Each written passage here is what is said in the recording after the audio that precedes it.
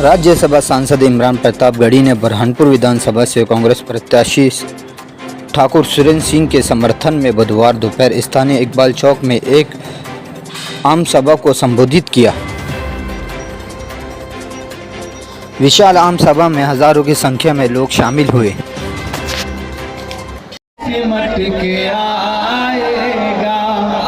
हर रवायत से हट के आएगा, आंधियों को जरा खबर कर दो, आंधियों को जरा खबर कर दो, शेर वापस पलट के आएगा, शेर वापस पलट के आएगा, कहाँ सोया है।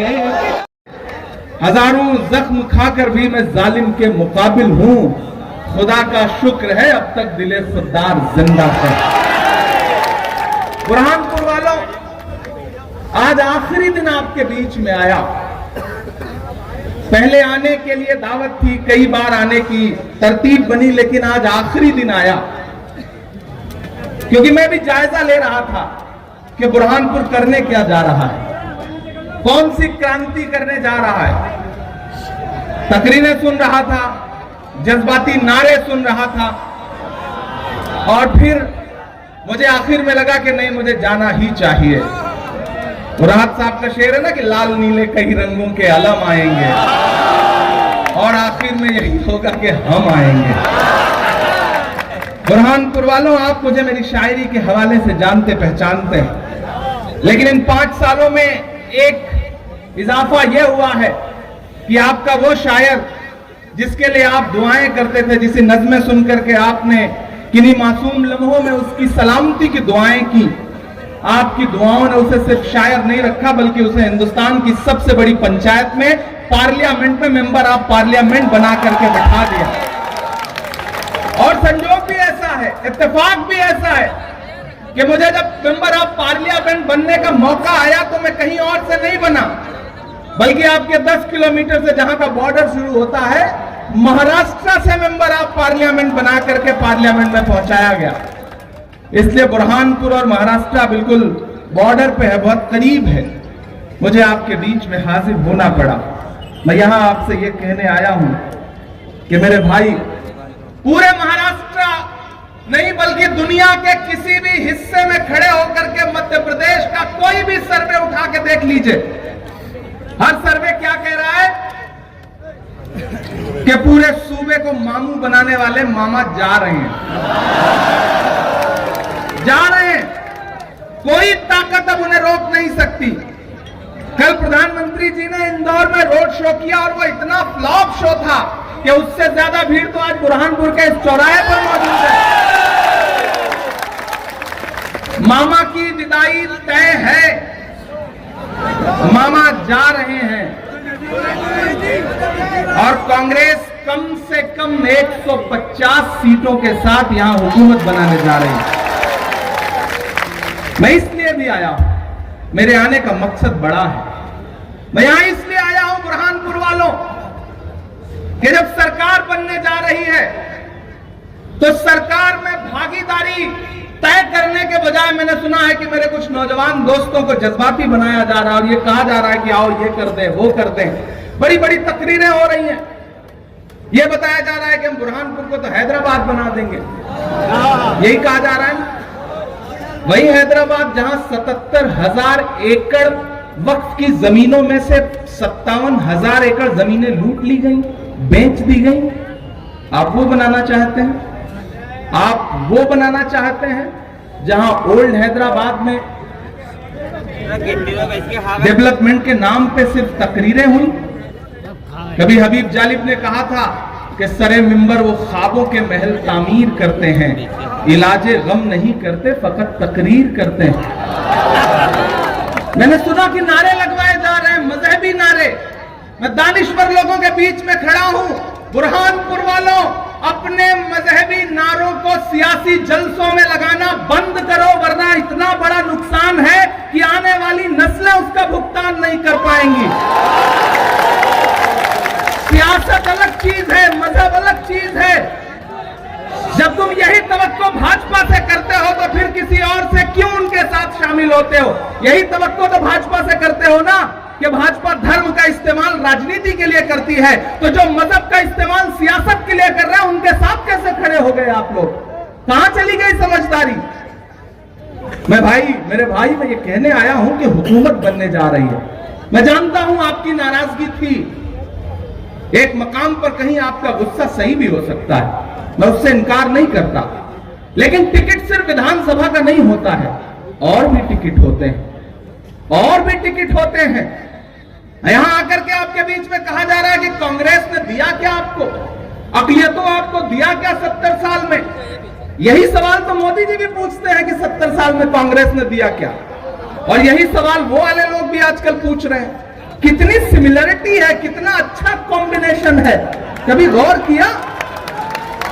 वो जमील का एक शेर है कि किसी का जलवे रंगी तखय्युलात में है, चराग बन के कोई जिंदगी की रात में है, बहुत बुलंद फजा में तेरी पतंग सही, मुझे पता है मगर डोर किसके हाथ में है। मुझे पता है, मैं यही तो कहने आया हूं आपसे।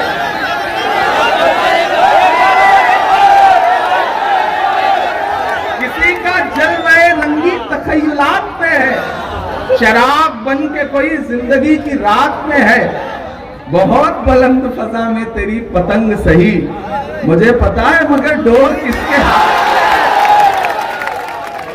प्रधानमंत्री नरेंद्र मोदी ने नारा दिया कांग्रेस मुक्त भारत, याद है ना? फिर सदर साहब ने क्या नारा दिया कि कांग्रेस तो म्यूजियम में रखने की चीज है। प्रधानमंत्री जी ने कहा 15 लाख सबके खाते में आएंगे। अकबरुद्दीन ओवैसी ने क्या कहा? 15 मिनट के लिए पुलिस हटा लो। कोऑर्डिनेशन समझना। फिर सदर साहब ने क्या कहा कि मैंने तो एक दिन में 15 बोतल खून दान किया। वीडियो देखा कि नहीं देखा? देख लेना। 15 बोतल खून दान किया। फिर वो एक नए नवेले प्रवक्ता हैं, उन्होंने कहा हम 15 करोड़ हैं। ये 15 का जो रिश्ता है ना, वो मोदी जी जो कहते हैं उसी को 15 करके आगे बढ़ाया जाता है। यहां आए हैं भाजपा को हराने, नारा यही है ना कि हम भाजपा को हरा देंगे। मैं तो बुरहानपुर में खड़ा होकर के ये कहता हूं कि मेरे भाई आप बुरहानपुर में भाजपा को हराने की बात करते हैं, लेकिन हैदराबाद में जहां आपका दारुस्सलाम है, उस हैदराबाद में जहां दारुस्सलाम है, उस असेंबली का नाम गोशा महल है, वहां का विधायक भाजपा का है जिसका नाम राजा सिंह है। पहले उसे हरा लीजिए, फिर यहां आकर के हराने की बात कीजिए। और वो किस तरह के भाषण देता है सुना है? अल्लाह के रसूल की शान में कैसी बातें करता है, गालियां देता है। लेकिन मजे की बात यह है बुरहानपुर वालों की, उसे हराने की कोशिशें तो छोड़ो, उसके खिलाफ कैंडिडेट तक नहीं देते, उसके खिलाफ कैंडिडेट तक नहीं देते। नहीं दिया है, इस बार उठा के चेक कर लीजिए, नहीं दिया। मैं हैदराबाद में ही था, अभी हैदराबाद से ही लौटा हूं, फिर हैदराबाद जाऊंगा।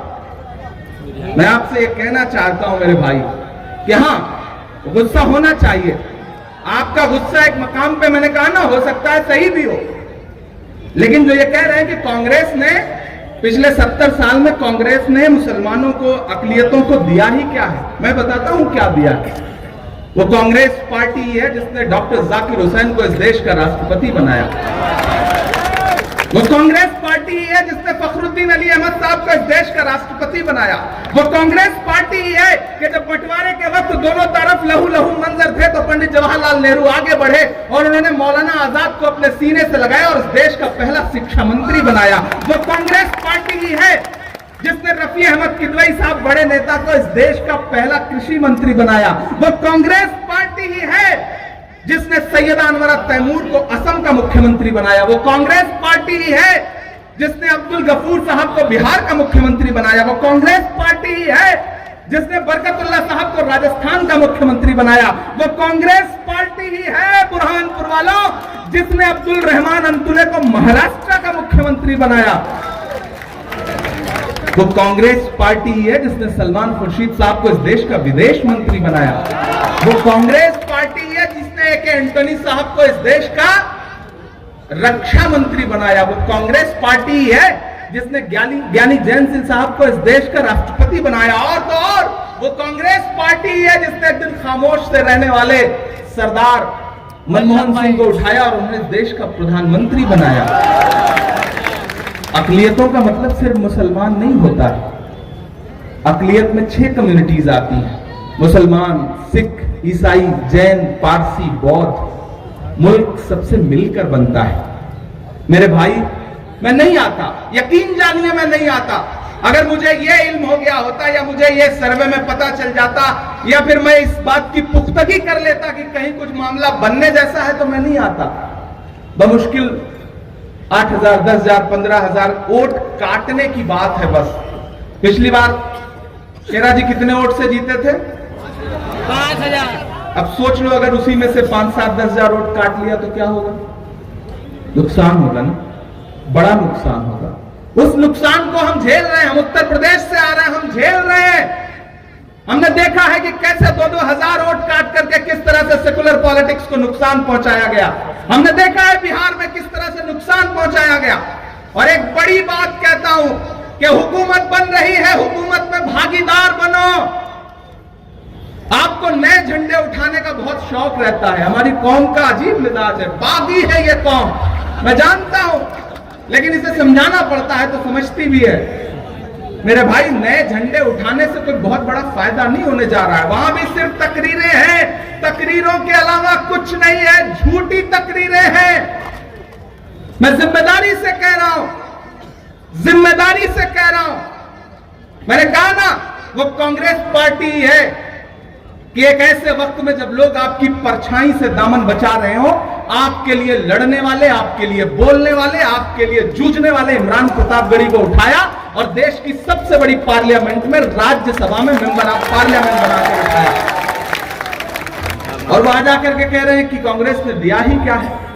मेरे भाई, घर में नाराजगी हो सकती है, नाराजगी हो सकती है, नाराजगी होनी भी चाहिए, अपने हक के लिए मांगना भी चाहिए, जिद भी करनी चाहिए, लेकिन फिर भारतीय जनता पार्टी के हाथ की कठपुतली नहीं बन जाना चाहिए। इतना तो समझदारी दिखानी पड़ेगी। मैं आपसे यह कहने आया हूं कि हुकूमत बनने जा रही है, तो आप भी मान रहे हो ना कि हुकूमत बनने जा रही है। यहां बहुत सारे लोग ऐसे आए हैं जो कांग्रेस पार्टी से इत्तेफाक रखते हैं। कुछ ऐसे भी नौजवान साथी होंगे जो इत्तेफाक ना भी रखते होंगे। मैं उनसे मुखातिब हूं, और जहां मेरी आवाजें पहुंच रही हैं वो मेरे नौजवान जो जज्बाती नौजवान हैं, जिनके लिए मिल्लत का दर्द बहुत बड़ा दर्द है, मैं उनसे खास तौर से मुखातिब हूं कि दे लेना मुझे सोशल मीडिया पे गालियां, कर लेना मेरे खिलाफ फेसबुक पे जितने पोस्ट करने हो। मैं तो 2017 से नामदेव से झेल रहा हूं, क्योंकि मैं जानता हूं लम्हों ने खता की है, सदियों ने सजा पाई। मैं जानता हूं नुकसान क्या किया जा रहा है, मैं जानता हूं कि क्या नुकसान किया जा रहा है। और एक बात और सुन लेना, अगर सरकार ना हो, अगर सरकार आपकी अपनी ना हो, तो पूरे मुल्क में ऐसा माहौल बना दिया गया है कि अगर दमदार विधायक ना हो तो थाने से मोटरसाइकिल नहीं छुड़वा सकता, तकरीरें कितनी भी बड़ी बड़ी कर ले। इसलिए सरकार के भागीदार बनो, सरकार के भागीदार बनो।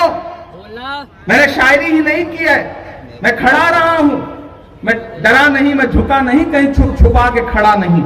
जो डटे हुए हैं महाज पर, मुझे उन सफों में तलाश कर। मैं जिस दिन से मेंबर ऑफ पार्लियामेंट बन के गया, यहां बुनकर बड़ी तादाद में बैठे हैं।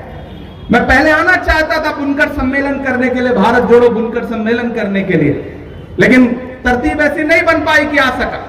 पूरे मुल्क में जिस दिन मैं पार्लियामेंट पहुंचा, मैंने ऐद किया कि मैं पार्लियामेंट में खड़ा होऊंगा तो पहली तकरीर जो करूंगा वो जामिया के लिए, अलीगढ़ के लिए और स्टूडेंट्स के लिए करूंगा। मैंने किया। मैंने दूसरा अहद यह किया था कि जब मैं खड़ा होऊंगा पार्लियामेंट में तो मैं अपने बुनकर भाइयों के लिए बोलूंगा। मैंने उनके लिए आवाज उठाई। सुन लेना यूट्यूब पर वो तकरीर, सुन लेना। मैंने अहद किया था कि मैं नजीब की मां के आंसुओं को लफ्जों में ढाल के पार्लियामेंट में बोलूंगा। मैंने बोला, मैंने की है वो तकरीर। मैं जानता हूं कि जहां बोलना जरूरी है मैं वहां बोलूंगा, सुना दूंगा, नज़म भी सुना दूंगा, सब कुछ करूंगा इंशाअल्लाह। मैं सिर्फ सांसद बन के नहीं खड़ा हूं, मैं पहले शायर हूं, बाद में सांसद हूं, वो सब भी करूंगा, लेकिन अगले 10-15 मिनट खामोशी से आप मुझे सुनेंगे। मैं ये कहने आया हूं मेरे भाई की सरकार बन रही है, कोई दो राय नहीं है। अब तो प्रधानमंत्री का इंटरनल सर्वे भी, भाजपा का इंटरनल सर्वे भी कह रहा है कि 150 से आंकड़ा पार होने जा रहा है, क्योंकि ये तो भाजपा की सरकार थी, ये आवाम ने नहीं बनाई थी, ये लोकतंत्र को, जमहूरियत को लूट के बनाई गई सरकार थी। इसलिए आवाम अब बदला लेने के मोड में है, लुटेरों से बदला लेना चाहती है मध्य प्रदेश की आवाम। हमारी आंखों ने देखा है कि किस तरह से उज्जैन में एक बिटिया 8 किलोमीटर पैदल टहलती रही क्योंकि उसके साथ बलात्कार हुआ था और कोई उसे पनाह देने के लिए तैयार नहीं था। और ये लाडली बहना का नारा लगाने वाले मामा कहां गायब थे पता भी नहीं। हमारी आंखों ने वो मंजर भी देखा है कि किस तरह से एक दलित भाई आदिवासियों के साथ अत्याचार के नाम पे पेशाब तक किया गया इसी मध्य प्रदेश में। हमारी आंखों ने तमाम मंजर देखे हैं, लेकिन मेरे भाई पानी आंख में भरकर लाया जा सकता है, अब भी जलता शहर बचाया जा सकता है। मैं कुछ कहने आया हूं आपसे, नाराजगी अपनी जगह, लेकिन होके मायूस यूं आंगन से उखाड़ो पौधे, होके मायूस न आंगन से उखाड़ो पौधे, धूप बरसी है तो बारिश भी यहीं पर होगी। हालात बदलने जा रहे हैं, हालात बदलने जा रहे हैं। मैं शायर हूं, मेरी जबान कभी कभी कुबूल हो जाती है। मैं यहां सिर्फ एक विधायक के लिए वोट मांगने नहीं आया हूं, मैं एक मंत्री के लिए वोट मांगने आया हूं। कल को कैबिनेट बनेगी तो डेवलपमेंट चाहते हैं, अगर सच में डेवलपमेंट चाहते हैं या फिर सिर्फ जज्बाती होना चाहते हैं, दोनों का फर्क तो आपको समझना पड़ेगा मेरे भाई। मैं आपसे एक बहुत बड़ी बात कहने चल रहा हूं। तकरीरें अपनी जगह, लेकिन याद करो वो दिन 2022 लास्ट सितंबर का वो दिन जब कन्याकुमारी में समंदर के साहिल पे खड़ा हुआ एक शख्स जिसका नाम राहुल गांधी है, वो नफरत को कम करने के लिए एक यात्रा लेके निकल रहा था। उस यात्रा का क्या नाम था? भारत जोड़ो यात्रा। किस चीज के खिलाफ?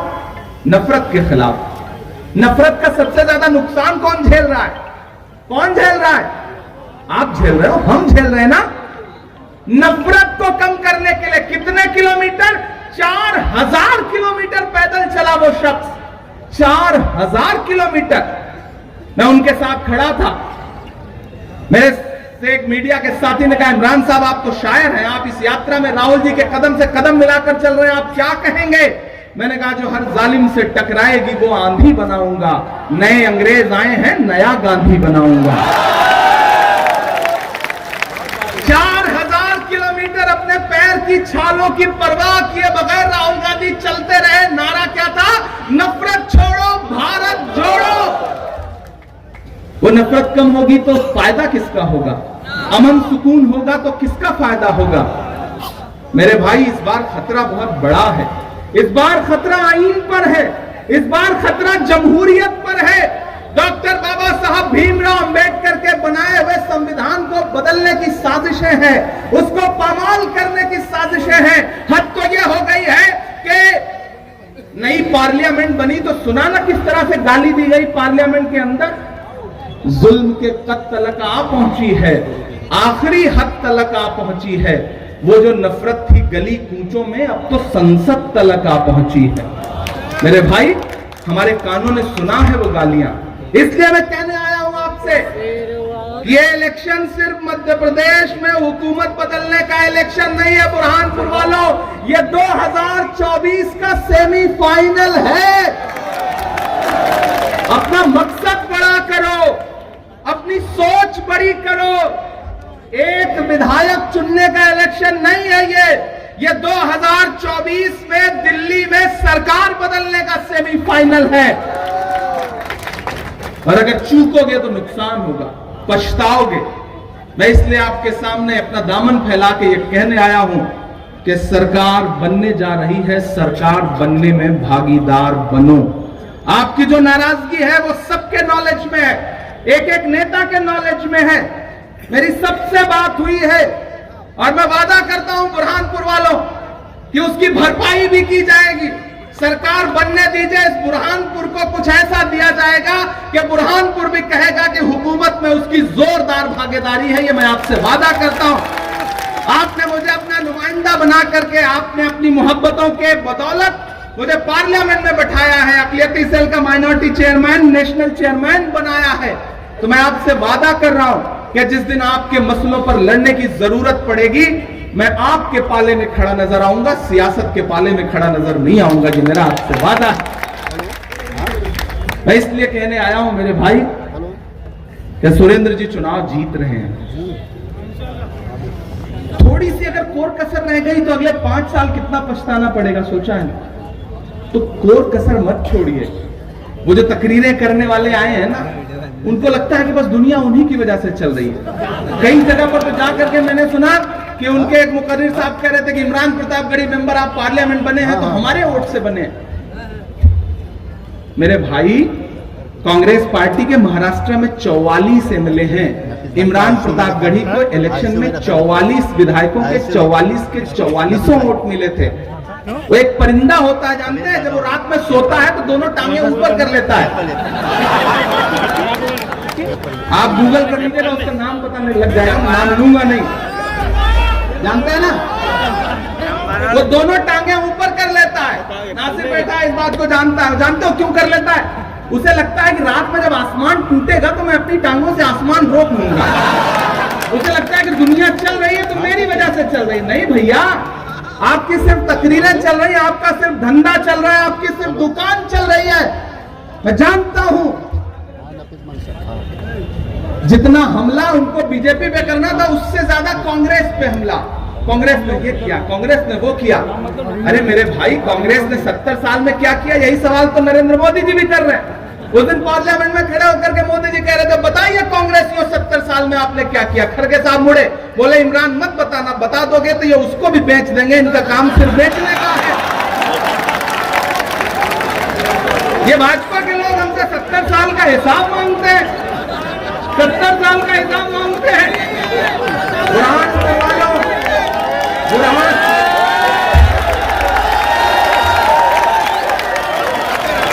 हमसे 70 साल का हिसाब मांगते हैं,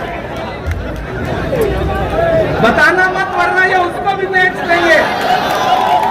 और एक और बड़ी बात कहता हूं, आपकी तालियों का शोर जाएगा दिल्ली तक, मैं जानता हूं। वो भारतीय जनता पार्टी जो अपना चलाया हुआ 2000 का नोट 7 साल नहीं चला सकी, वो हमसे 70 साल का हिसाब मांगती है। 70 साल का हिसाब मांगती है। वहां भी सिर्फ भाषण है, वहां भी सिर्फ नारे हैं। पैर धोएंगे मामा जी, मैंने देखा पैर धोएंगे। प्रधानमंत्री जी, रोहित वेमुला का जब मामला आया तो रोने लगे, जज्बाती हो गए। तो मुझसे एक पत्रकार साथी ने कहा कि इमरान साहब आज तो प्रधानमंत्री जी भावुक हो गए, आप क्या कहेंगे? मैंने कहा वो किसी का शेर है कि वो अब तिजारती पहलू निकाल लेता है, मैं कुछ कहूं तो तराजू निकाल लेता है। मैं इसलिए भी तेरे फन की कद्र करता हूं तो झूठ बोल के आंसू निकाल लेता है। झूठों की सरकार है भोपाल से लेकर के दिल्ली तक। बुरहानपुर वालों, इन सरकारों को बदलने का वक्त है। कौन बदलेगा? कौन लड़ रहा है? कांग्रेस लड़ रही है। जिम्मेदारी से कह रहा हूं कि कांग्रेस लड़ रही है, बाकी सब भाषण दे रहे हैं, कांग्रेस जमीन पे लड़ रही है। 4000 किलोमीटर का मतलब समझते हैं आप? पैदल 4000 किलोमीटर। मेरे पैर के 10 जो उंगलियां हैं, इनमें से एक में भी नाखून नहीं बचा था, जबकि मैं पूरा 4000 नहीं चला था, बल्कि 2-2.5 किलोमीटर ही चला। सोचिए, राहुल गांधी 4000 किलोमीटर चलता रहा वो शख्स, सिर्फ इसलिए क्योंकि नफरत कम हो जाए। मेरे भाई, आप तो इस बात पर यकीन रखते हैं, आप तो इस बात पर ईमान रखते हैं कि मजदूर की मजदूरी, उसका पसीना सूखने से पहले उसे दे दी जाए। रखते हैं इस बात पर ईमान की नहीं? रखते हैं इस बात पर ईमान ना? तो मेरे भाई, मैं राहुल गांधी की उस मोहब्बत के लिए आपसे वोट मांगने आया हूं, अपना दामन फैला करके। आपके शहर से भी गुजरी थी वो यात्रा, आपके शहर से भी गुजरी थी वो यात्रा, आपने दामन फैला करके राहुल गांधी को मोहब्बतें दी थी। अगर खुदा न खास्ता कोई गलती हुई तो राहुल गांधी के दिल पे क्या गुजरेगी? मैं तो जिस शहर से आया था, मोहब्बतें समेट करके उस शहर ने मुझे ठुकरा दिया। क्या ये अच्छा लगेगा? नहीं लगेगा। मेरे भाई, जब कर्नाटक में नफरत के बाजार में मोहब्बत की दुकान खुल गई है, तो मध्य प्रदेश में तो शोरूम खुलना चाहिए। शोरूम खुलना चाहिए। शोरूम खुलेगा। और एक बात समझ लेना, तकरीरों के नाम पे कितना भी जज्बाती किया जाए, लेकिन एक प्रैक्टिकल बात बताता हूं, आपके 90% मामलों के हल उसी दिन हो जाते हैं जिस दिन सरकार बदल जाती है। अधिकारियों के मिजाज बदल जाते हैं, सोच बदल जाती है।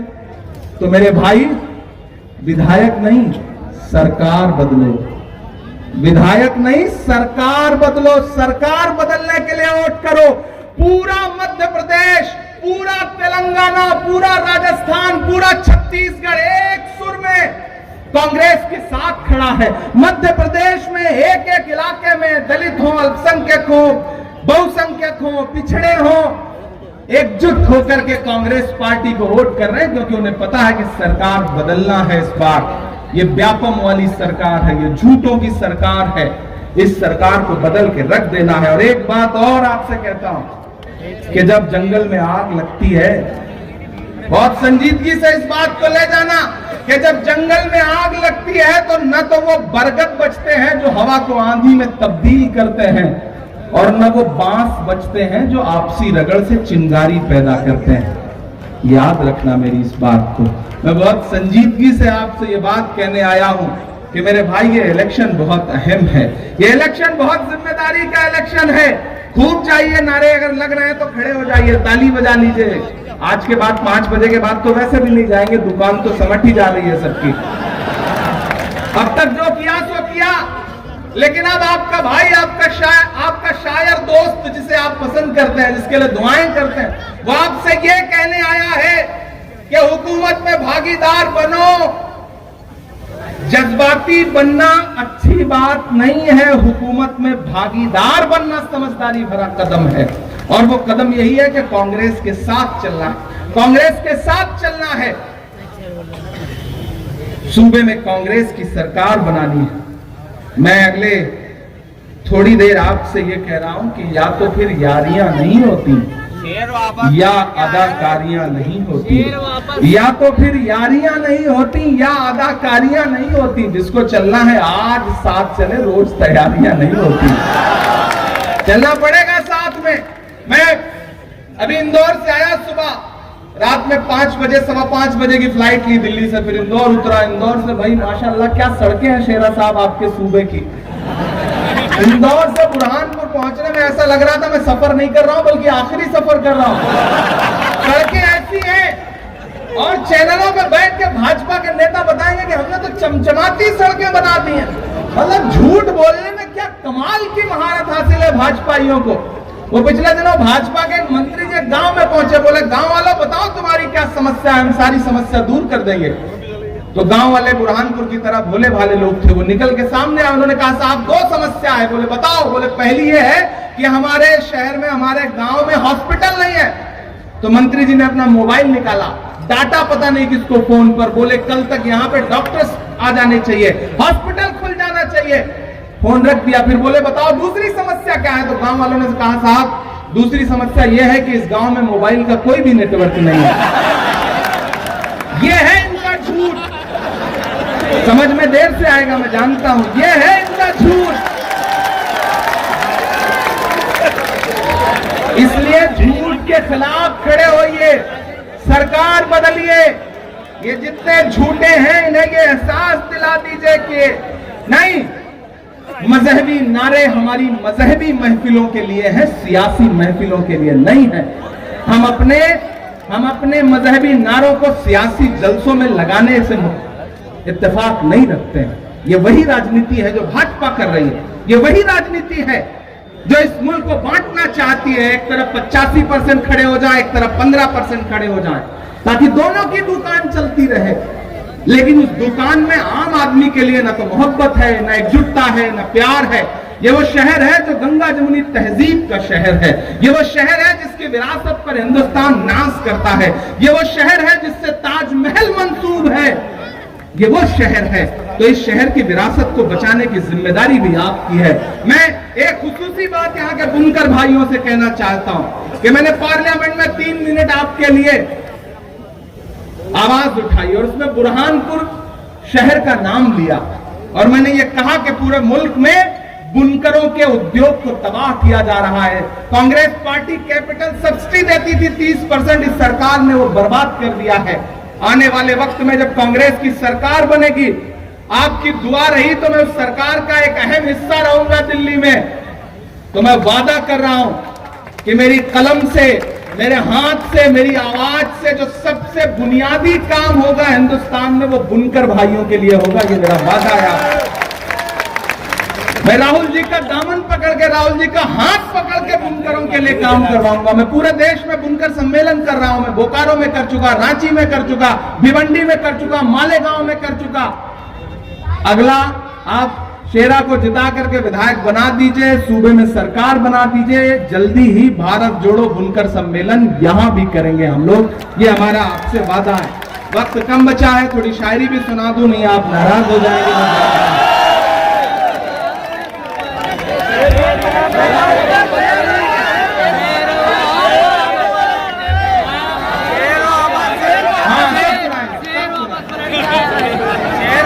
के मत समझना डराने से डर जाएंगे। मुझे लगना चाहिए कि बुरहानपुर बोल रहा है, बुरहानपुर की आवाज सुनाई पड़ रही है। बैठे रहो, आप बैठ जाओ। के मत समझना डराने से डर जाएंगे, अब के सारी हदों से गुजर जाएंगे। मौत के नाम का खौफ देता है क्यों, मौत के नाम का खौफ देता है क्यों। मौत जिस रोज आएगी मर जाएंगे। मत समझना कि हमने जमजम दिया, आब गंगा दिया, हमने जमजम दिया, आब गंगा दिया। तुमने भारत को दंगा ही दंगा दिया, तुमने भारत को दंगा ही दंगा दिया। तुमने एक रंग के ख्वाब देखे, मगर अब तैयार रहना यहां से वहां तक, कि तुमने एक रंग के ख्वाब देखे, मगर हमने हिंदुस्तान को तिरंगा दिया। ये तिरंगा, बुरहानपुर वालों, ये तिरंगा बदन पर लपेटे हुए एक दिन इस जमीन में उतर जाएंगे। मत समझना, जो पेट्रोल डीजल 58 रुपए का था, उसे मामा ने क्या रेट में बेचा? 100 रुपए के पार। वो नारा याद है ना, बहुत हुई महंगाई की मार, अब की बार मोदी सरकार, वो नारा याद है ना? गैस सिलेंडर कितने का बेचा? खाने वाला तेल जो 70 रुपए लीटर था, उसे कितने का बेचा? और तो और छोड़ो, टमाटर दिल्ली में 250 रुपए किलो बिका।